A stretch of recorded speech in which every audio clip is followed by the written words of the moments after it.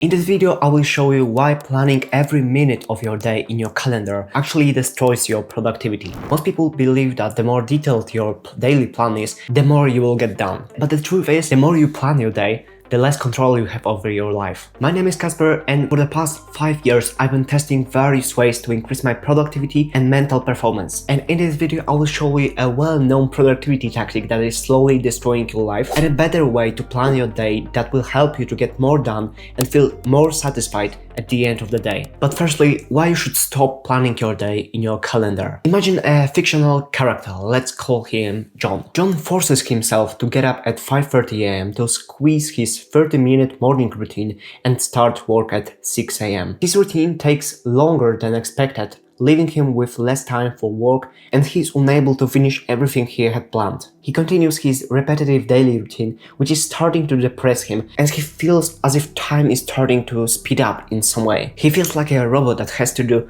specific thing at the specific time in a specific way. He comes up with an idea of starting a new habit of keeping a journal, but then he remembers that he doesn't have time for it because he has to start his daily workout in 5 minutes. At 6:30 p.m. he starts eating dinner because in half an hour he has planned to spend time with his loved ones and then start his evening routine, but due to the fact that everything has been postponed, he spends less time with his loved ones, feels rushed and not present. In the evening, he can't fall asleep because of all the thoughts that have accumulated in his mind, as he couldn't find the time to stop and reflect during the day. And you probably start to see the problem with this kind of approach. This person tries to plan his day to the minute, which means that the calendar controls him and not the other way around. There is this one quote from Naval Ravikant, a well-known investor, who said that a busy calendar and a busy mind will destroy your ability to create anything great in this world.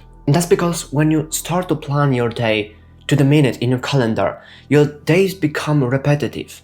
You start to get into this daily routine, which may seem productive in the beginning, but with time it kind of becomes mundane and boring, and you start to even feel miserable and depressed. Secondly, you feel unsatisfied with the progress, the things that you've done in the day. You feel like you do a lot but achieve little. And that's because when you have these strict time blocks during the day, let's say at the 5:30 p.m. you have to wake up, you make your morning routine, because at the 6 a.m. you have to start working, and then at 10 a.m. you have to eat breakfast because then you have your training workout session, and so on. You kind of feel rushed, and sometimes you don't even achieve what you wanted to do in this time block. Maybe some tasks takes you longer than expected, and your whole plan is kind of destroyed.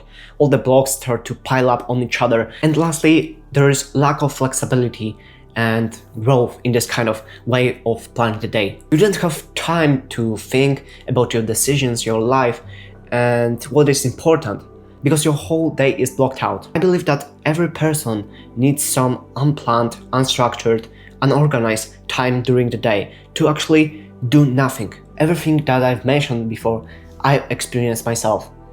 And when I understood it and experienced it, I stopped finally planning my day in my calendar. But what is the other option?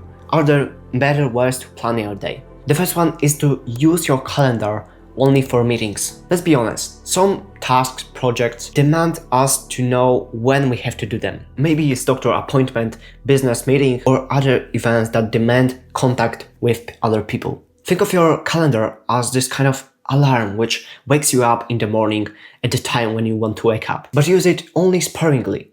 Your calendar should be basically a blank page, only filled with at least 1 or 2 events like this. Okay, but how do you know and remember what to do during the day? Because you no longer do this in your calendar, so how would you go about this? And this brings us to the second step, which consists of using your to-do list, but not in a traditional way, the way you've been probably using already. This is a great way to plan your day because you can choose any task that you want to do according to your actual real-time energy levels. It's sometimes easy for us to plan our next day and block out time blocks, not knowing how are we going to feel at that specific time. But when you have some kind of list, you can choose in real time how are you feeling and what can you actually tackle. Secondly, you're not limited by time on any specific task, so you can actually complete it fully. There's actually a problem with to-do lists, and let me show it to you. A to-do list like this don't actually have a limit to how many tasks we can add to it, which is not actually a good thing. We don't want to be only busy, we want to be busy on the right things. And the solution to this problem is something called daily highlight.